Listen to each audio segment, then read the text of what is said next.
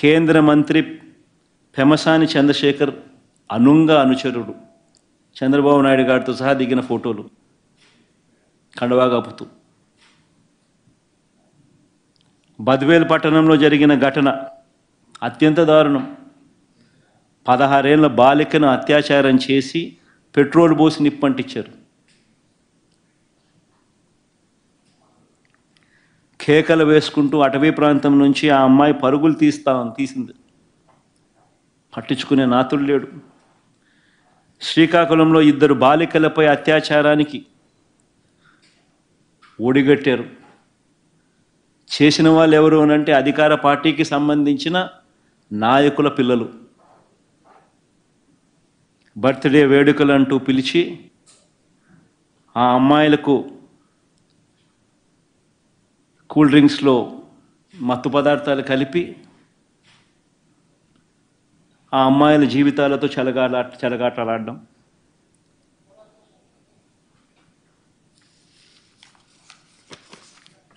హిందూపురంలో దసరా పండుగ రోజున అత్తాకోడళ్లపై gang rape.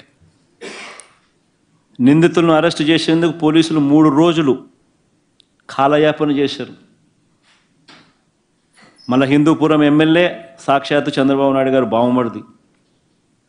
కనీసం ఇలాంటి ఘటన జరిగితే కనీసం ఆ కుటుంబాన్ని వెళ్ళి కూడా కనీసం నియోజకవర్గం ఎమ్మెల్యేగా కనీసం పరామర్శించను కూడా లేదు. అనకాపల్లి జిల్లా రాంపల్లి మండలంలో కొప్పుగొండుపాలెంలో 9వ తరగతి బాలికను ఒక ప్రేమ ఉన్మాది నరికి చంపేశాడు. తనను వేధిస్తూ ఉన్నాడని అమ్మాయి గతంలో కేసు పెడితే అరెస్ట్ అయి జైలుకు వెళ్ళాడు. తర్వాత మళ్ళీ బెయిల్పై బయటకు వచ్చాడు. బయటకు వచ్చి మళ్ళీ బెదిరించడం మొదలెట్టాడు. దీనిపై తల్లిదండ్రులు పోలీసులకు ఫిర్యాదు చేస్తే రెడ్ బుక్ పాలనలో మునిగిపోయిన వారు పోలీసులు కనీసం పట్టించుకునే పరిస్థితులు లేవు. ఇప్పటికీ ఆ కుటుంబాన్ని ఆదుకున్న దాఖలాలు లేవు.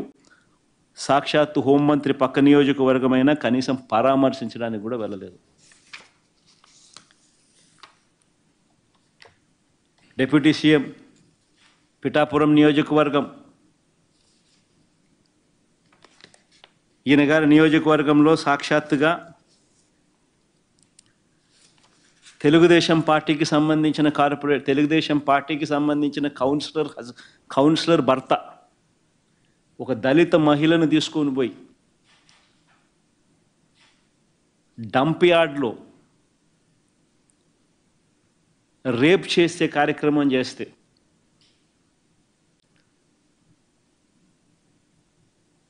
అక్కడ చెత్త కాగితాలు ఏరుకునే వాళ్ళు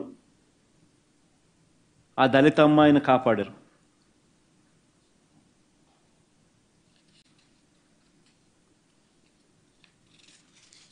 నేను అడుగుతా ఉన్నది ఒకటి, ఇంతటి దారుణంగా ప్రతి చోట కూడా ఇదే మాదిరిగానే జరుగుతూ ఉంది. మొన్న తిరుపతిలో, చంద్రగిరి నియోజకవర్గం తిరుపతిలో ఎర్రవారిపాలెంలో యలమందలో జరిగిన ఒక ఘటన చూస్తే నిజంగా ప్రభుత్వం ఎలా పనిచేస్తూ ఉందని అంటే 10th క్లాస్ పాప 10th క్లాస్ పాపను మాస్క్లు వేసుకొని వచ్చి ముసుగేసుకొని వచ్చి బైక్లో బలవంతంగా పాపను కిడ్నాప్ చేసుకొని పోయి బలవంతంగా ఆ పాప చేత మత్తుమాత్రలు కొట్టి తాగిపిచ్చి ఆ పాప మీద అత్యాచారం చేసే పరిస్థితి లేకపోతే వాళ్ళ నాయన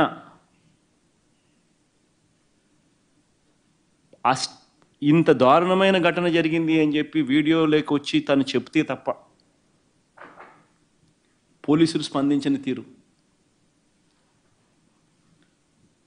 వాళ్ళ నాయన చెప్పిన తర్వాత ఇష్యూ పెద్దదైతా ఉందని చెప్పి తెలుసుకున్న తర్వాత వైఎస్ఆర్ కాంగ్రెస్ పార్టీ తరపు నుంచి నాయకులు అక్కడికి వెళ్ళిన తర్వాత పోలీసులు ఏం చేయాలి? కనీసం జరిగిన ఘటనకు క్షమాపణ చెబుతూ ఆ పాప నాన్నకు క్షమాపణ చెబుతూ తప్పయిందని చెప్పి బాధితురాలకు తోడుగా ఉంటూ చేసిన వాళ్ళ మీద చర్యలు తీసుకోవాల్సింది పోయి ఏం చేస్తారు? దీన్ని కవరప్ చేయడానికి ప్రయత్నం చేస్తారు. హడావిడిగా తెలుగుదేశం పార్టీకి సంబంధించిన ఎమ్మెల్యే హాస్పిటల్కి వస్తారు. వాళ్ళ నాయన్ను పోలీసులు భయపడిచ్చి బెదిరించి పక్కకు తీసుకొని పోతారు. వాళ్ళ నాన్న ఇంతకు ముందు ఇచ్చిన స్టేట్మెంట్కు మళ్ళీ తర్వాత ఇచ్చిన స్టేట్మెంట్కు మళ్ళీ వ్యత్యాసం చూపిస్తారు.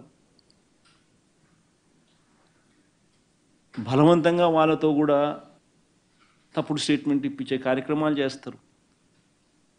ఒక 10th క్లాస్ పాప రోడ్డు మీద పోతూ ఉంటే మాస్కులు వేసుకొని రావడం ఏంది? పోలీసులు ఏం చేస్తూ ఉన్నారు?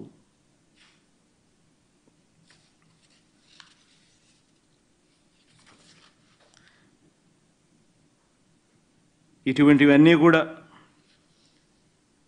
ఇదే కాకినాడ రూరల్, ఇదే డిప్యూటీ సీఎం మళ్ళా ఇదే డిప్యూటీ సీఎంకు సంబంధించిన ఎమ్మెల్యే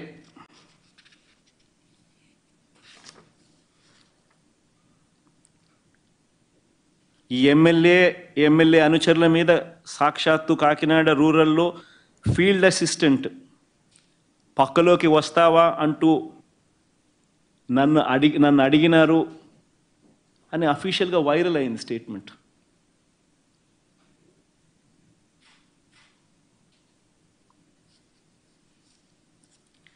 నిజంగా ఇవన్నీ జరుగుతూ ఉన్నప్పుడు ఇవన్నీ ప్రశ్నిస్తూ